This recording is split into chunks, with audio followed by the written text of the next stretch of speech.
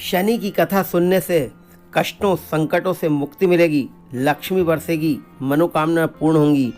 मित्रों, सादर जय श्री कृष्ण। मैं पंडित कमलेश शर्मा और आप देख रहे हैं हमारा ये यूट्यूब चैनल। मित्रों, बहुत बहुत स्वागत है, बहुत बहुत अभिनंदन है हमारे इस यूट्यूब चैनल में। मित्रों, शनिवार को शनि की कथा सुनने से कष्टों संकटों से मुक्ति मिलेगी, सभी प्रकार की मनोकामनाएं पूर्ण होंगी और लक्ष्मी बरसेगी। मित्रों, शनि को न्यायप्रिय देव के रूप में जाना जाता है। वह हमेशा हर इंसान को उसके कर्मों के अनुसार ही फल देते हैं। हिंदू ज्योतिष के 9 मुख्य ग्रहों में से एक ग्रह है शनि। कहा जाता है कि अन्य सभी ग्रहों में शनि ग्रह धीमे चलते हैं। यही कारण है कि इन्हें शनेश्वर भी कहा जाता है। ये न्याय के देवता हैं, न्याय के कारक ग्रह हैं। जब भी शनि की 7.5 चलती है या शनि की ढैया चलती है तो निश्चित रूप से मनुष्य के जीवन में बहुत बड़ा परिवर्तन आता है।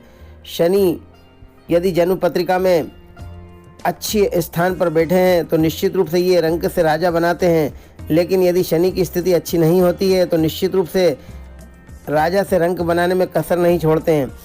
शनि की महादशा हो, शनि की अंतर्दशा हो, शनि की 7.5 हो या शनि का ढैया हो, निश्चित रूप से शनि की कथा सुनने से कष्टों संकटों से मुक्ति मिलेगी, लक्ष्मी बरसेगी, सभी प्रकार के सुख वैभव ऐश्वर्य प्राप्त होंगे। शनि की यह कथा प्रत्येक शनिवार को सुने, निश्चित रूप से आपको लाभ मिलेगा, सभी प्रकार के सुख मिलेंगे, कष्टों से मुक्ति मिलेगी, आपकी मनोकामनाएं पूर्ण होंगी।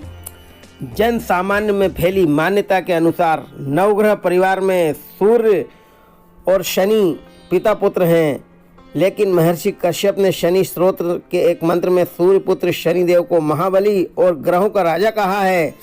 प्राचीन ग्रंथों के अनुसार शनिदेव ने शिव भगवान की भक्ति व तपस्या से नवग्रह में सर्वश्रेष्ठ स्थान प्राप्त किया है।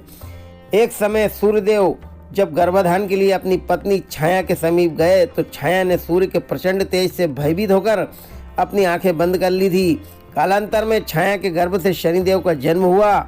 शनि के श्याम वर्ण काले रंग को देखकर सूर्य ने अपनी पत्नी छाया पर यह आरोप लगाया कि शनि मेरा पुत्र नहीं है। तभी से शनि अपने पिता सूर्य से शत्रुता रखते हैं। शनिदेव ने अनेक वर्षों तक भूखे प्यासे रहकर शिव आराधना की तथा घोर तपस्या से अपनी देह को दग्ध कर लिया था। तब शनिदेव की भक्ति से प्रसन्न होकर शिवजी ने शनिदेव से वरदान मांगने को कहा। शनिदेव ने प्रार्थना की और युगों युगों से मेरी माँ छाया की पराजय होती रहे।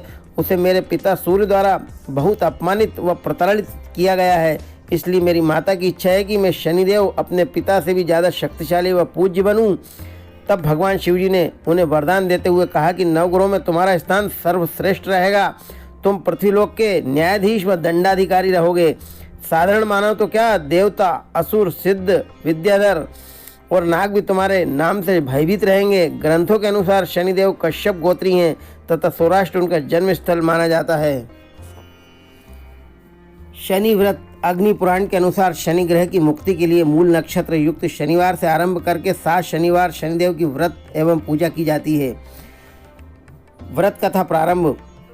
एक समय सभी नवग्रहों सूर्य, चंद्र, मंगल, बुध, बृहस्पति, शुक्र, शनि, राहु और केतु में विवाद छिड़ गया कि इनमें सबसे बड़ा कौन है।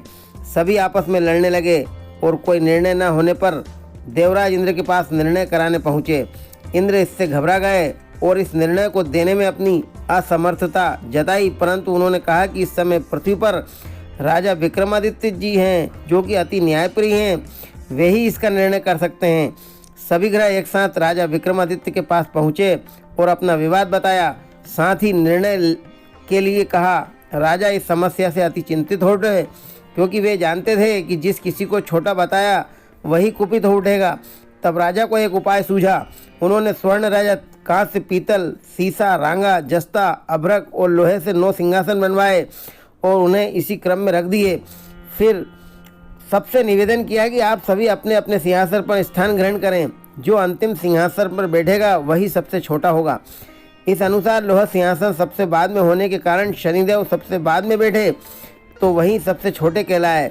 उन्होंने सोचा कि राजा ने यह जानबूझकर किया है। उन्होंने कुपित होकर राजा से कहा, राजा तू मुझे नहीं जानता। सूर्य एक राशि में 1 महीना, चंद्रमा 2.25 महीना, 2 दिन, मंगल 1.5 महीना, बृहस्पति 13 महीने व बुध और शुक्र 1-1 महीने विचरण करते हैं, परंतु मैं 2.5 वर्ष एक राशि पर रहूँगा, 1 साल 2.5 वर्ष तक रहूँगा। बड़े बड़ों का मैंने विनाश किया है। श्री राम की 7.5 आने पर उन्हें वनवास हो गया। रावण की 7.5 आने पर उनकी लंका को बंदरों की सेना से परास्त होना पड़ा। अब तुम सावधान रहना। ऐसा कहकर कुपित होते हुए शनिदेव वहाँ से चले गए। अन्य देवता खुशी खुशी चले गए। कुछ समय बाद राजा की 7.5 आई। तब शनिदेव घोड़ों के सौदागर बनकर वहाँ आए। उनके साथ कई बढ़िया घोड़े थे। राजा ने यह समाचार सुन अपने अश्वपाल को अच्छे घोड़े खरीदने की आज्ञा दी। उसने कई अच्छे घोड़े खरीदे। वह एक सर्वोत्तम घोड़े को राजा को सवारी हेतु दिया। राजा जो ही उस पर बैठा, वह घोड़ा सरपट वन की ओर भागा। भीषण वन में पहुंच वह अंतर्ध्यान हो गया और राजा भूखा प्यासा भटकता रहा। तब वह एक ग्वाले ने उसे पानी पिलाया। राजा ने प्रसन्न होकर उसे अपनी अंगूठी दी। वह अंगूठी देकर राजा नगर को चल दिया और वहाँ अपना नाम उज्जैन निवासी वीका बताया। वहाँ एक सेठ की दुकान पर उसने जल इत्यादि पिया और कुछ विश्राम भी किया। भाग्यवश उस दिन सेठ की बड़ी बिक्री हुई। सेठ उसे खाना इत्यादि कराने खुश होकर अपने साथ घर ले गया। वहाँ उसने खूंटी पर देखा कि एक हार टंगा है जिसे खूंटी निगल रही है। थोड़ी देर में पूरा हार गायब हो गया। तब सेठ ने आने पर देखा कि हार गायब है। उसने समझा कि वीका ने ही उसे चुराया है। उसने वीका को कोतवाल के पास पकड़वा दिया। फिर राजा ने भी उसे चोर समझकर हाथ पैर कटवा दिए। वह चौरंगिया बन गया और नगर के बाहर फेंकवा दिया गया। वहाँ से एक तेली निकल रहा था जिसे दया आई। उसने वीका को अपनी गाड़ी में बिठा लिया। वह अपनी जीप से बैलों को हाँकने लगा। उस काल राजा की शनि दशा समाप्त हो गई। वर्षा काल आने पर वह मल्हार गाने लगा। तब वह जिस नगर में था, वहाँ की राजकुमारी मन भावनी को वह इतना भाया कि उसके मन ही मन प्रण कर लिया कि वह उस राग गाने वाले से ही विवाह करेगी। उसने दासी को ढूंढने भेजा। दासी ने बताया कि वह एक चौरंगिया है, परंतु राजकुमारी न मानी। अगले ही दिन से उठते ही वह अनशन पर बैठ गई कि विवाह करेगी तो उसी से। उसे बहु तेरा समझाने पर भी जब वह न मानी तो राजा ने उसे तेली को बुलाया और विवाह की तैयारी करने को कहा। फिर उसका विवाह राजकुमारी से हो गया। तब एक दिन सोते हुए स्वप्न में शनिदेव ने राजा से कहा, राजन देखा तुमने मुझे छोटा बताकर कितना दुख झेला है। तब राजा ने उनसे क्षमा मांगी और प्रार्थना की कि शनिदेव जैसा दुख मुझे दिया है किसी को ना दें। शनिदेव मान गए और कहा, मेरी जो कथा और व्रत कहेगा उसे मेरी दशा में कोई दुख ना होगा। जो नित्य मेरा ध्यान करेगा और चींटियों को आटा डालेगा उसके सारे मनोरथ पूर्ण होंगे।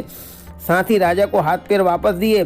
प्रातः आँख खुलने पर राजकुमारी ने देखा तो वह आश्चर्यचकित रह गई। वीका ने उसे बताया कि वह उज्जैन का राजा विक्रमादित्य है। सभी अत्यंत प्रसन्न हुए।